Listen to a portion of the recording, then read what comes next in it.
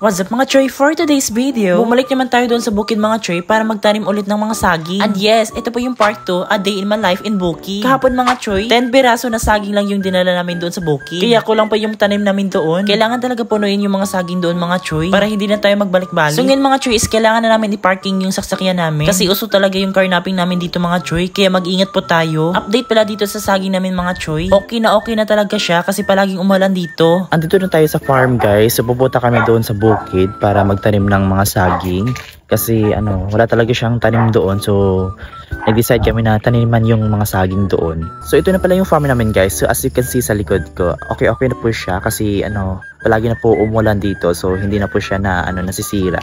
At ayan guys, so ito na po siya.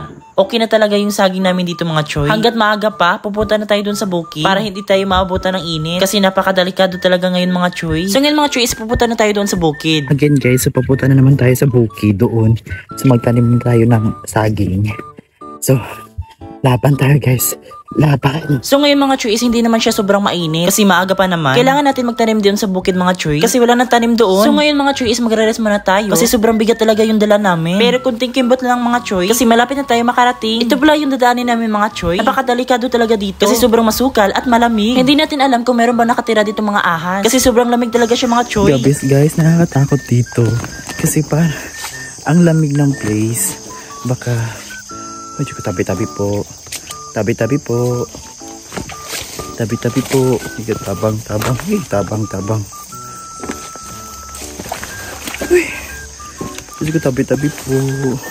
Huwag kayong lumabas dyan. Huwag kayong lumabas. Sobrang takot ko dyan mga Choy, baka may lumabas kasi masukal at sobrang lamig. At sa wakas mga Choy, andito na tayo sa bukid. Kailangan pa natin umakyat doon mga Choy kasi doon yung kulang na taniman natin. Kasi dito sa baba, hindi na namin taniman. Grabe, sobrang nakapagod talaga mga Choy. Lalo na kapag aakyat ka doon, tapos may hawak kang mabigat. At ayun mga Choy, ang lamig talaga dito. As you can see mga Choy, nagpa-fog talaga siya. Ayun guys, andito na tayo sa bukid.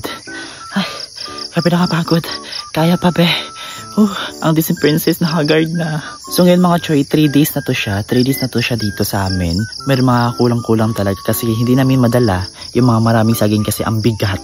So kaya 3 days na namin ngayon. So ngayon mga Choy, ito na po yung itsura ng bukid namin. Sa kabila is tinanaman namin ng mga mais. Yung mais pala natin dito mga Choy is yellow corn. At ito po yun guys, nakita-kita talaga yung baryo dito. Mabuti naman is hindi pa init kasi maaga pa naman. So ngayon mga Choy is pauwi na tayo kasi tapos na tayo magtanim. Hindi namin nadala yung pagkain namin, kaya doon na lang sa kubo. Ayan guys, so tapos na yung kalbaryo. So kailangan ko na mag-rejuve. Kailangan ko na talaga mag-rejuve kasi I'm so haggard na. Haggard na yung Disney Princess nyo. Okay.